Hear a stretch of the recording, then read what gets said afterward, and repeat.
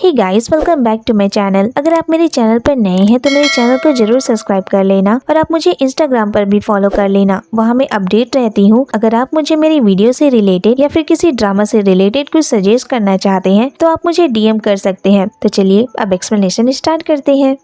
Episode 6 के starting में हम जीवन को देखते हैं जो सोजुन से कहता है तुम जो चाहे वो समझ सकते हो, लेकिन हम फिर से एक साथ नहीं रह सकते। सोजुन कहता है आज मैंने थोड़े अजीब कपड़े वेयर किए हैं तो शायद सुनने में अजीब लगे, लेकिन अगर मैं अपनी हैबिट्स को चेंज कर दूं तो क्या हम फिर से एक साथ रह सकते हैं। जीवन कहता है क्या बदल सकते हो तुम। सोजुन कहता है मैं तुम्हारे टाइम पर ही सोऊंगा और तुम्हारे टाइम पर ही जागूंगा। जीवन कहता है और जब तुम्हें शूटिंग पर जाना हो तब तुम क्या करोगे। सोजुन मैं मैनेज कर लूंगा, तुम उसकी चिंता मत करो और मुझे माफ करना कि मैं तुम पर नाराज था। मैंने इस बारे में बहुत सोचा और मुझे लगता है कि ये मेरी डेली रूटीन के कारण हुआ है, लेकिन अगर मैं खुद को तुम्हारे लाइफ स्टाइल में एडजस्ट कर लेता हूँ तो हमारे बीच कोई प्रॉब्लम नहीं होगी। लेकिन जीवन सोजुन के बात पर कोई ध्यान नहीं दे रहा था और वहाँ से जाने लगता है। सोजुन उसे रोक लेता है और कहता है जीवन जब किसी शेफ के बारे में सोचता हूँ तो मुझे सिर्फ तुम्हारा ही ख्याल आता है। मेरे लिए पास्ता, इडली, इवन तुम्हारा लास्ट नेम हान भी, सब कुछ तुम ही हो। और अगर हम यहाँ डेट नहीं कर सकते हैं तो हम डेट के लिए अब्रॉड जाया करेंगे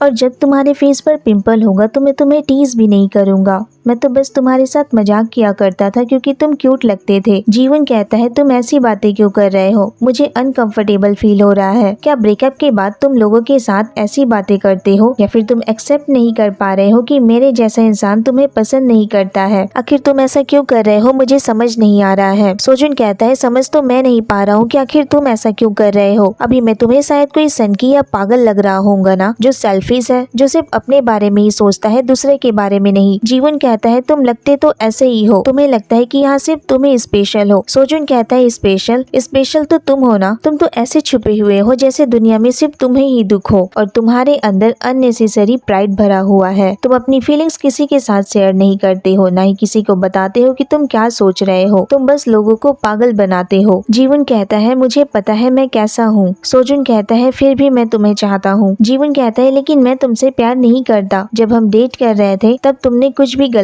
नहीं किया था। लाख याद करने पर भी मुझे ऐसा कुछ याद नहीं आता है कि मैंने तुम्हारे साथ कुछ गलत किया हो, बट फिर भी सारी प्रॉब्लम मेरी थी। इसके बाद सोजुन उसे हक करने की कोशिश करता है, लेकिन जीवन उसे खुद से दूर कर देता है और उसे धक्का दे देता है। सोजुन फिर से उसे किस करने की कोशिश करता है, लेकिन अफसोस जीवन उसे फिर से धक्का दे देता है और उससे कहता है मैं अकेला था। जब मैं तुम्हारे साथ डेट कर रहा था तो मुझे और भी अकेलापन महसूस हो रहा था। फिर मुझे तुम्हें क्यों डेट करना चाहिए, क्या मिलेगा तुम्हें डेट करके। सोजुन कहता है लेकिन तुमने मुझे इस बारे में नहीं बताया। जीवन कहता है लेकिन अब तो तुम वजह जान गए हो ना कि मैं फिर से तुम्हें क्यों नहीं डेट करना चाहता हूँ। सोजुन कहता है हमारे बीच प्रॉब्लम थी जीवन, बिकॉज आज पहली बार हम एक दूसरे पर चिल्लाए हैं और हमारे बीच फाइट भी हुई है। ऐसा कहने के बाद वह वहाँ से चला जाता है और उस टाइम को याद करने लगता है जब वो दोनों एक साथ हुआ करते थे। फिर हमें एक फ्लैशबैक दिखाता है जिसमें सोजुन अपने मैनेजर होमिन से कहता है चलो जल्दी घर चले। होमिन कहता है ब्रदर आपकी अगली शूटिंग यहाँ से थोड़ी ही दूर पर है, आप थोड़ी देर यहीं आराम क्यों नहीं कर लेते हैं। लेकिन सोजुन उसे मना कर देता है और कहता है कोई बात नहीं, मैं घर जाकर आराम कर लूंगा।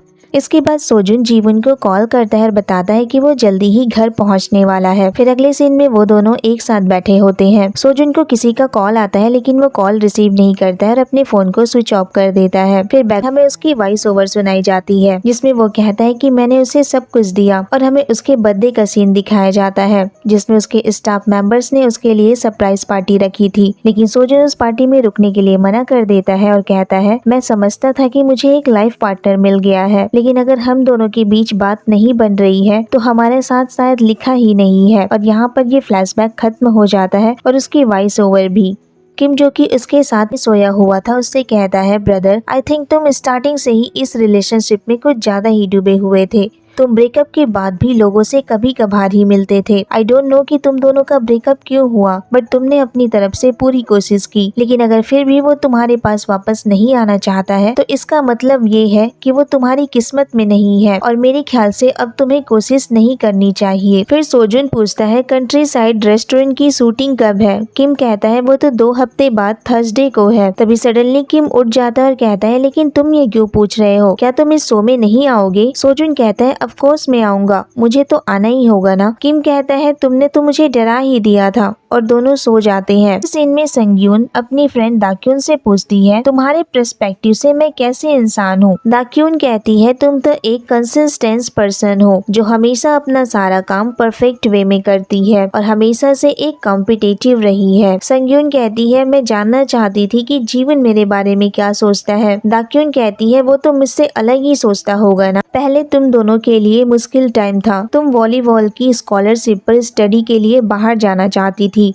लेकिन तुम्हें चोट लग गई और तुम नहीं जा पाई। उसी समय जीवन के पेरेंट्स की भी डेथ हो गई। तुम दोनों के लिए वो टाइम बहुत ज्यादा ही हार्ड और चैलेंजिंग था। संगयून कहती है, इसीलिए तो मैं चाहती हूँ कि अब वो मुझे अलग नजर से देखे, बिकॉज अब मैं बदल गई हूँ और वो भी मुझे अजनबी लगता है। शायद वो भी मेरे बारे में यही सोचता होगा। फिर दाक्यून कहती है, तुम जानती हो ना, युवा उसे अब तक डैड कहकर बुलाती थी कि उसकी प्राइवेट लाइफ बहुत ज्यादा डिफिकल्ट है, इसीलिए वो उसे मिस्टर हान कहने लगी है। इस बात पर दोनों हंसने लगते हैं। दाक्यून कहती है, ब्रेकअप के बाद भी हम उस पर्सन को याद करते हैं, लेकिन फिर भी मैं अपने एक्स का चेहरा बिल्कुल भी नहीं देखना चाहती हूँ। उसने अपनी बेटी की भी कोई परवाह नहीं की, उसकी रिस्पॉन्सिबिलिटी नहीं ली। युवा उसे अंकल कहकर बुलाती है, बट उसे कोई फर्क नहीं पड़ता है। संगयून कहती है, ये तो बहुत अजीब बात है, अगर तुम कहो तो मैं उससे बात करूँ। दाक्यून यह जाने दो, वैसे भी मेरे फैमिली वालों ने उससे उम्मीद ही छोड़ दी है। संगयून कहती है, तुम और जीवन बिल्कुल नहीं बदले हो, बस मैं बदल गई हूँ। अगली मॉर्निंग सोजुन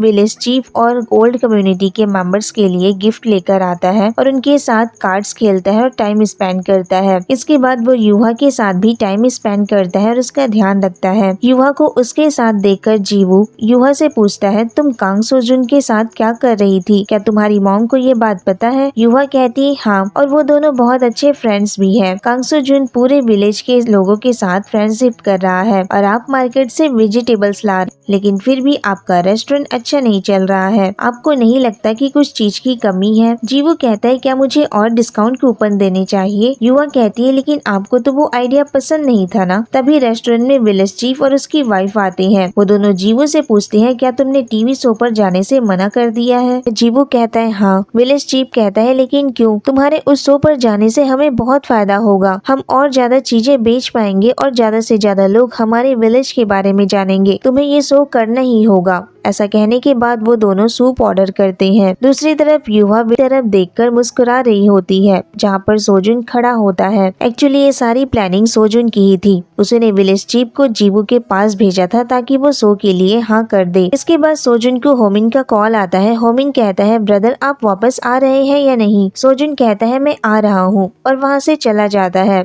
इसके बाद शो की शूटिंग स्टार्ट हो जाती है। इस शो का मेन गेस्ट कांग सोजुन था। शो की होस्ट उसका वेलकम करते हैं और वो होस्ट लेडी उससे कहती है, आपके आने से हमारे स्टूडियो की चमक बढ़ गई है। सोजुन कहता है, आपका स्टूडियो तो पहले से ही चमक रहा है। फिर वो होस्ट लेडी उससे कहती है, आप सच में बहुत ज्यादा हैंडसम और हम्बल हैं। इसके बाद सोजुन सारे व्यूअर्स को हेलो कहता है। वो होस्ट उससे पूछता है कि आप इस रेस्टोरेंट के ऑनर को कैसे जानते? सोजुन उसे बताता है कि 2 साल पहले मैंने एक कुकिंग व्लॉग किया था जिसमें यही शेफ था। वो होस्ट कहता है, आप दोनों की केमिस्ट्री बहुत अच्छी थी। सोजुन इसके लिए उसे थैंक्स कहता है। इसके बाद वो लेडी शेफ और सोजुन जीवन के रेस्टोरेंट में जाते हैं। वो लेडी उसे देखकर कहती है, तुम ज्यादा ही नर्वस लग रहे हो, तुम्हें इतना नर्वस नहीं होना चाहिए। सोजुन कहता है, ये बहुत दिनों बाद कैमरा के सामने आया है, शायद इसीलिए डर रहा है। वो दोनों उसे रिलैक्स होने को कहते हैं और उसकी स्पेशल डिश तैयार करने को कहते हैं। जीवन उन दोनों के लिए स्पेशल डिश प्रिपेयर करने लगता है। वो दोनों ही होस्ट उसका काम देखकर खुश हो जाते हैं और कहते हैं, ये तो एक प्रोफेशनल शेफ है। थोड़ी देर बाद जीवन उन दोनों को डिश सर्व करता है। वो लेडी डिश टेस्ट करती है और कहती है, ये फूड टेस्टी है लेकिन मार्केटेबल नहीं है। सोजुन कहता है, मेरी भी यही राय है, यहाँ का मेन्यू भी काफी डिफिकल्ट है। और जीवन से कहता है, तुमने कभी फ्यूजन के बारे में कोशिश की है, जैसे पैनकेक के साथ चीज डालना? जीवन कहता है, मैं इटालियन रेस्टोरेंट की पहचान को रखना चाहता था। तो वो लेडी कहती है, आप इटालियन फूड की आइडेंटिटी को रखना चाहते, बट आपके रेस्टोरेंट का नाम बहुत ज्यादा डिफिकल्ट है, कुछ लोग तो इसे बोल भी नहीं पाते हैं। और लोगों के पास इतना टाइम नहीं है कि वो मीनिंग सर्च करें। लोगों को नाम याद रहना चाहिए ताकि वो दोबारा यहाँ आ सके। फिर सोजुन से पूछती है क्या आप इस नाम का मतलब जानते हैं? ऐसा कहकर वो दोनों हंसने लगते हैं। देन जीवन से पूछती है तो जीवन उसे बताता है कि इस नाम का मतलब है मैं किसी का वेट कर रहा हूँ। वो लेडी होस्ट कहती है इसका मीनिंग तो बहुत ब्यूटीफुल है बट फिर भी आप इसे याद नहीं रख सकते हैं, ये मुश्किल है। इसके बाद वो उसे रेस्टोरेंट बिजनेस के बारे में समझाने लगती है। दूसरी तरफ विलेज चीफ और उसकी वाइफ विंडो से शूटिंग देख रहे थे और आपस में बात कर रहे थे कि पहले जैसा तो कुछ नहीं होने वाला है ना। उसकी वाइफ कहती है ऐसा कुछ नहीं होगा, पहले जैसे हमारे कोई पैसे लेकर नहीं भाग रहा है। वो चीफ कहता है हाँ तुमने सही कहा। अगले सीन में शूटिंग कंप्लीट हो गई थी। होमिन शो के मैनेजर को इसके लिए थैंक्स कहता है और वो मैनेजर उससे पूछता है क्या जीवू और कांग सोजुन के बीच कोई रिलेशनशिप था। होमिन कहता है आप ये क्यों पूछ रहे हैं। वो मैनेजर कहता है मुझे ऐसा लगा इसलिए। तभी होमिन को किसी का कॉल आता है जो उससे कहता है कि तुम्हारा सिलेक्शन हो गया है। दूसरी तरफ यूहा जीवू को कुछ बताने के लिए दौड़ते हुए आ रही थी। उसके पीछे संगयून भी। यूहा फिर जीवू को संगयून के इंटरव्यू का वीडियो दिखाती है जो आज ही रिलीज हुआ था, जिसमें वो एक ब्रेसलेट के बारे में बता रही थी जिसे उसने 20 साल पहले बनाया था।